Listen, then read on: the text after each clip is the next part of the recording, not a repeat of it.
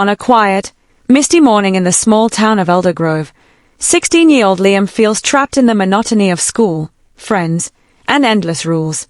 His life seems painfully ordinary until he stumbles upon an ancient book in his grandfather's attic.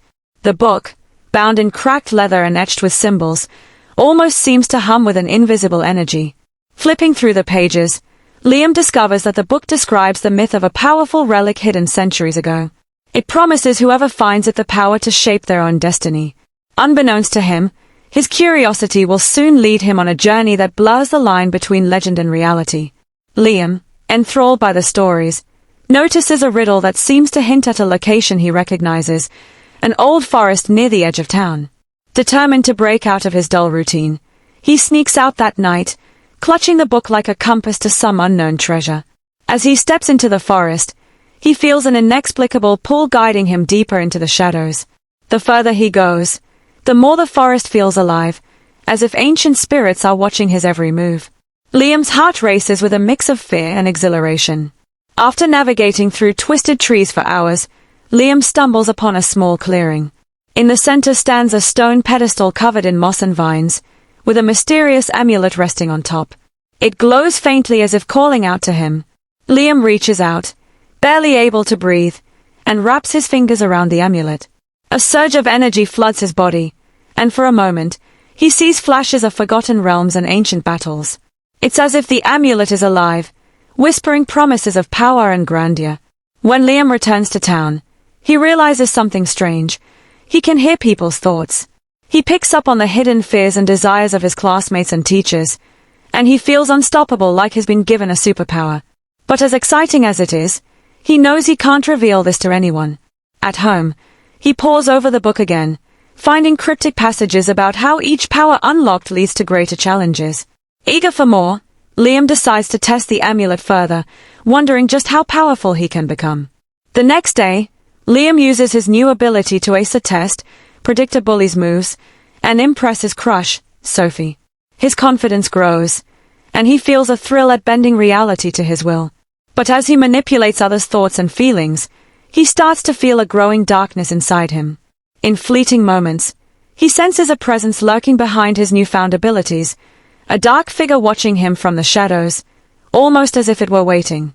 He brushes it off, too consumed by the allure of his own power. Driven by an insatiable hunger, Liam returns to the forest, determined to unlock the amulet's full potential.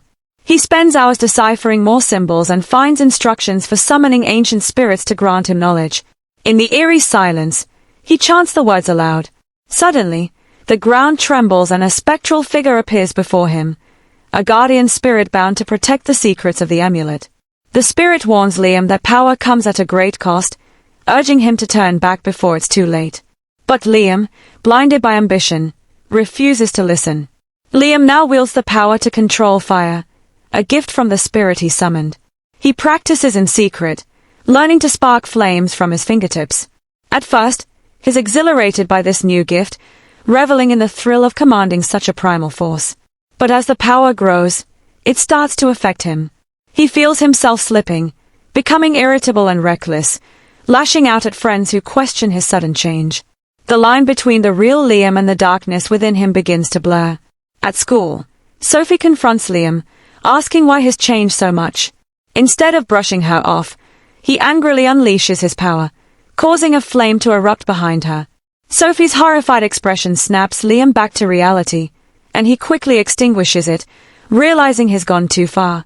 Haunted by Sophie's reaction, Liam retreats to the forest to clear his mind. He hears whispers from the amulet, telling him that he needs more power to truly be free. Though scared, he's too deep in to turn back now. In the forest, Liam encounters the guardian spirit once more.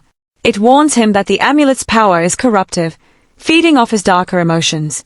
Liam dismisses the spirit's words, claiming he can handle it, but deep down, he knows he's starting to lose control.